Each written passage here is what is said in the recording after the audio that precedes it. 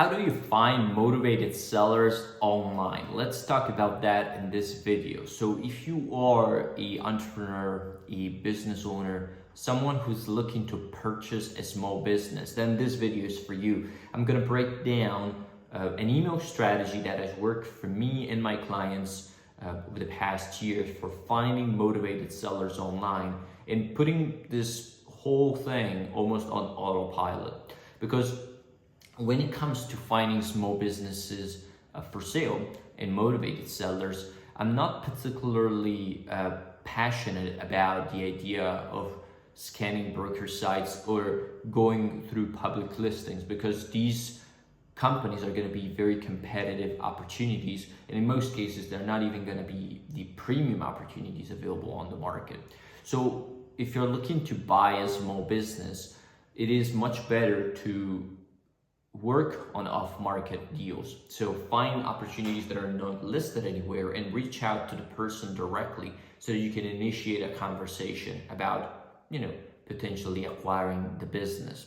And so email from that perspective works very, very well, because you can reach out to a lot of businesses, and in most cases, if you do that correctly, you can also reach out to the business owner in his personal inbox, so you can avoid sending a random email to a general inbox and having that email, deleted by the assistant or the secretary. So the email strategy that I use leverages a tool called instantly.ai. You might have heard of it. There are many others. It's really irrelevant the tool that you choose. I like instantly.ai because it maximizes the effectiveness of my emails.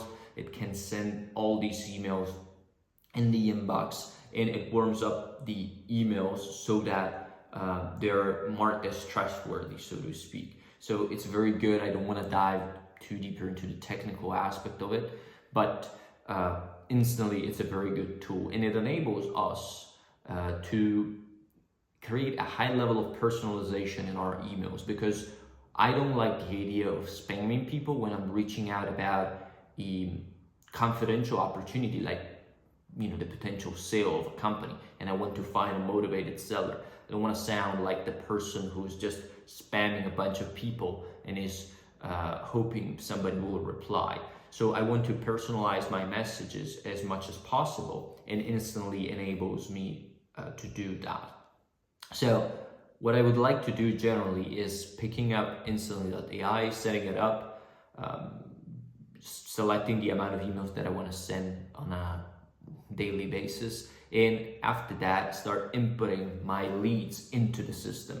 Now there are various ways you can go about finding leads depending on the quality of the emails that you want to get and the amount of emails that you want to get. Of course, if you're targeting a restricted geographic area, you might want to use Google Maps to scrape some of the contacts from internet directly. Or you might want to use databases like Apollo.io to find the direct emails of the business owners. There are really a variety of ways to identify these potential businesses in the direct emails of the business owners. I'm not going to cover all these in this video, but you can play around depending on the sector you're in the country or the geographic area that you're targeting. And once you have this list of leads, I always want to make sure I can email them in a very effective manner, as I said before. And what I mean by that is, I'm not gonna just send them a random email saying, my name is so-and-so. I'm interested in finding businesses for sale. Would you be interested in selling your company? Because that might still deliver a result if the guy is really motivated, but it's not going to be 100% effective, at least from my perspective and from the test that I did in the past. So what I would ideally like to do is to create a template where I have an opening that is highly personalized, and you can do that via AI or using other various tools, that is fundamentally opening up with a brief comment about their company. And the interesting thing about Instantly is that you can create this phrase using AI, and the tool will pick up something about the business from the website directly. So you don't have to write this thing manually, but AI will do that automatically for each business, so that you have a first liner that is highly personalized, highly customized, and therefore it catches attention of the person or prospect that is opening up the email. Once I got that done, I then want to go to body of my email that is going to be very short. I don't want to keep the emails too long. Just going to mention who I am, what I do, and the idea, the possibility of buying the business. So if I had to send an email to a business owner, it would be something like, hello, X, Y, and Z. I saw that your company has 5-star ratings online. Congratulations on the astounding service that you're providing to your customers. This is the personalized part. Then we will go down to the standardized part. That will be, my name is Marco Palmero. I'm the founder of an investment consortium that is planning to acquire business X, Y, and Z in ABC area. We're currently looking at opportunities, and I was wondering if you might be interested in selling your business. Would that be something that you're interested in and open to discuss? Sincerely, Marco Palmero. And I wouldn't want to keep the email too long, because we're fundamentally doing a little bit of outreach here, cold outreach to some respect. And people's attention is going to be very limited, so I want to get straight to the point and make sure we can get his attention. If he's interested, he's going to reply, and once he replies, we got him hooked, and we can take them to the next step. And so this is just a random template that I created out of nowhere for a potential email that you can include in a sequence when it comes down to reaching out to business owners and finding motivated sellers. But of course, you need to play with it and make sure you pick the right words depending on the industry you're in. Once you have this opener, which is kind of like the email that I would keep as standard for all my campaigns, then I can start playing around with other variables that come afterwards. And what I would like to do here is breaking down what are the things that might happen after we send out this first email. Because of course there are different things that might happen, so the campaign will be set up to perform in a certain way depending on the behavior of the person that we reached out to. So let's just assume the person doesn't reply. What will happen then is that I will want to have a standard follow-up scheduled after 2-3 days, where I will just bump this email up into his inbox. And the way I would like to go about this is by writing an email that has no subject line, so that it gets categorized as a reply to my previous email. So the idea is not to have a second email sent to his inbox, but have a second email sent to the same thread, so that once he's opened the second email, he also sees the first email. And the second email in this particular case, it would just be a very vanilla follow-up, like hello so-and-so, just making sure my email didn't get buried, regards Marco Palmero. And the point about this email is not really in conveying any type of message. It's just making sure he opens the sequence and then goes back on top and reads the first email. So I'm not really interested in creating huge copy or perfect scripts in the second email. I'm just interested in getting his attention and making sure he reads the first email. And that's why I want to make sure this second contact is attached to the previous one. And the way I would go about it is putting no subject line, so that it automatically gets attached to it when I set up the campaign.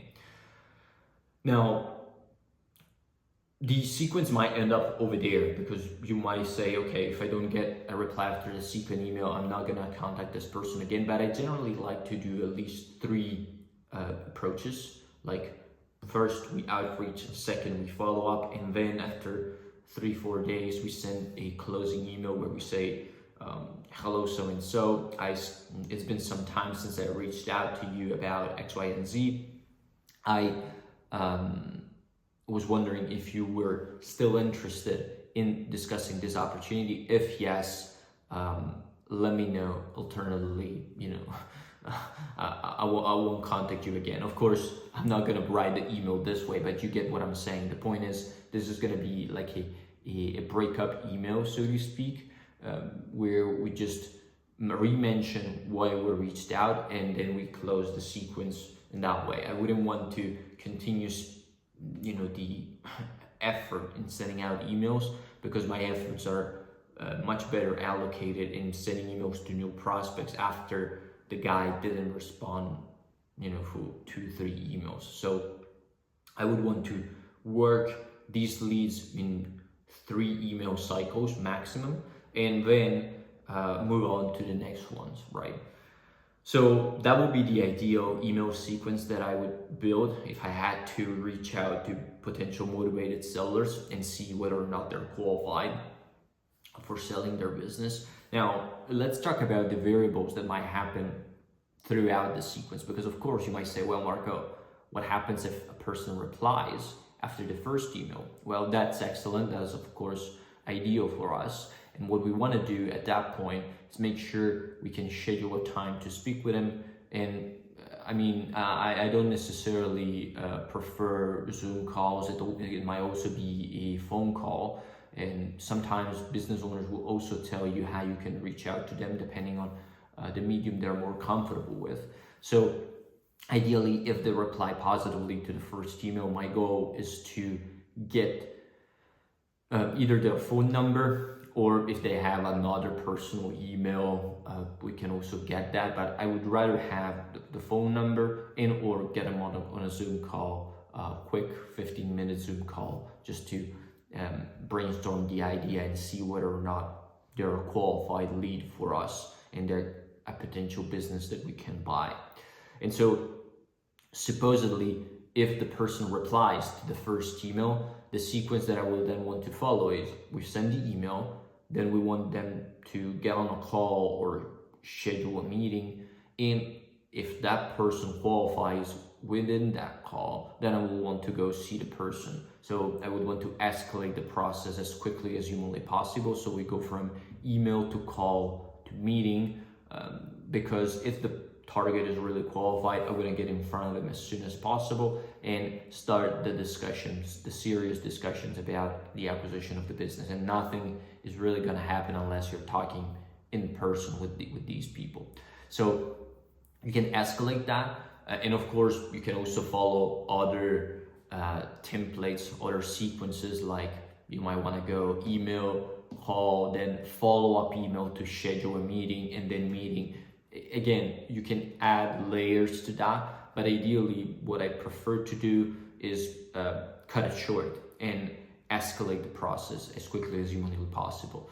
Of course, if that is not possible over the call, then I might want to go into a different direction, but I've seen pretty good results coming out of first email, then phone call, then in-person meeting. And of course, it all comes down to the geographic area you're targeting, right?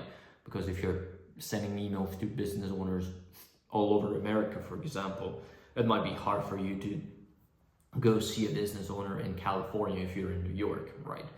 But still, it should be something that you need to accommodate if your idea and your objective is to buy businesses there. So you might want to group all businesses in California, so that the moment you start reaching out to them and you schedule meetings, you know that with one trip, you're going to go there and see multiple people in a few days. So that's what would ideally happen if people respond positively to the first email. If they don't respond and they respond only after the second email, the sequence is pretty much unchanged. I mean, I would still want them to get on a phone call or a Zoom meeting, and then connect with them over a meeting. What I didn't mention is that the phone call is a qualifying session. And so it's, yes, an opportunity for us to connect with the other person, but I don't really care much about stories or about details that don't matter much when it comes to acquiring a business. What I really want to do in that 15 minutes is understanding if that is a motivated seller first, and then if he is a motivated seller, if the business that he has is something that I can actually purchase. And you can use different KPIs depending on your own acquisition criteria for doing that. But the point is, at the end of that call, I want to have answers to all those questions. And if those questions all check out, then it becomes meaningful for us to have a meeting with this person, because it means that there's going to be more to discuss when it comes to potentially buying his business. So that is what will happen if the person responds positively after the first, the second, or even the third email for that matter. What happens if these people don't answer to any of these emails? Well, depending on the list that you're working with, you might want to reach out to them again after 2 to 3 months. Or something that I like a lot is switching the medium that you use to reach out. For example, you might want to use calls and call the business directly, mentioning that you sent a couple emails but you didn't get a reply. And you could use that as a levering point for getting through the business owner. And in some potential cases, that might work very well.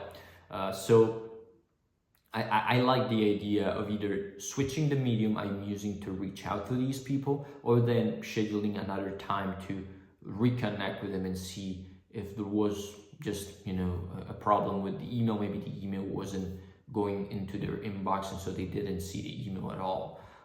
What I've saw is that, generally speaking, if they don't reply after 2 or 3 emails, they're probably not going to be interested. They're not going to be motivated sellers. But hey, I had situations where people didn't reply to 3, 4 emails, and then 6 months later contacted me or my clients again saying, well, we're now interested in selling the business. We never responded to the email back in the day because we simply weren't interested at that point, but we kept the email, and now that we know that we have an interest, we decided to reach out to you again. And so it really is a game of patience and persistence, because sometimes people might not be ready just yet. And so when you go about making emails outreach, of course you are targeting the people that are motivated to sell their business right now.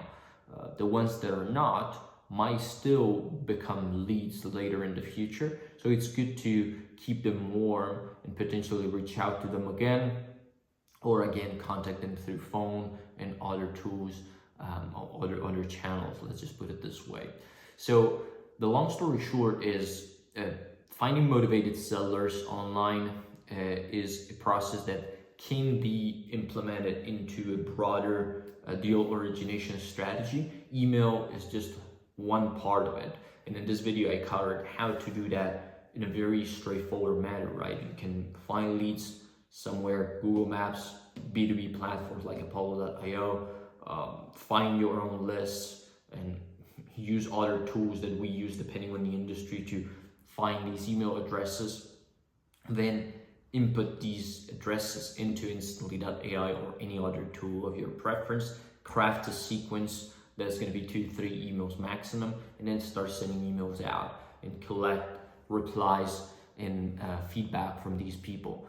In terms of results and reply rates that I got in the past, I mean, anything between 3 and 9% has been achievable for us, independently of the industry. We've done it in healthcare, technology, startups, manufacturing across the world. So it's really not about the industry, it's just about crafting the messaging that will work for that industry, and then start sending out these emails and scheduling meetings with these people. So in short, this is my guide for finding motivated sellers online. Hopefully you find that helpful. If you're interested in outsourcing this process to someone else and you want a team to take care of your deal origination process, you can check out the links below, find out more about our services and how we help entrepreneurs, business owners in finding, selecting, and closing small business acquisitions.